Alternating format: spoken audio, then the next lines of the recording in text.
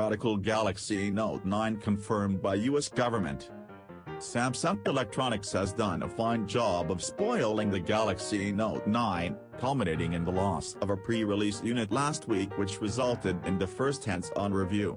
And now the company has accidentally confirmed perhaps the most radical upgrade in its massive new phone. Our thanks for this go jointly to Samsung and the FCC, after the former's early submission meant the latter's embargo expired ahead of the Galaxy Note 9's release. Spotted by Droid-Life, the submission confirms Samsung will make the biggest change to the Note's iconic S Pen in the range's history.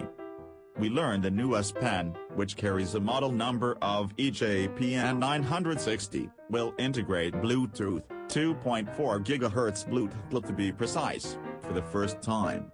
This is a crucial change from the UN-powered inductive styluses of past S Pens because it opens entirely new functionality, unlike anything we have seen before.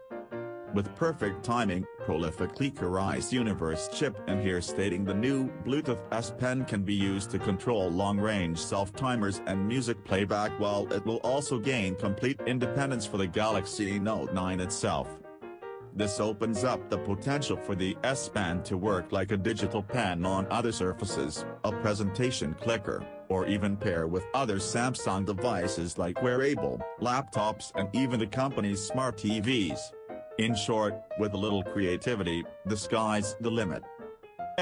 It does mean the S Pen will need a tiny battery and the phone as a result, will be heavier, but given the Galaxy Note 9's huge battery, charging from it won't be a problem.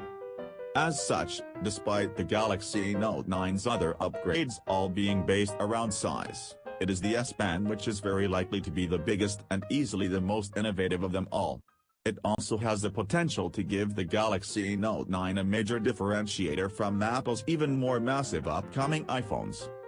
So maybe the Galaxy Note 9 can hold its own against the far more dramatic Galaxy S10 and eye-wateringly expansive folding Galaxy X after all.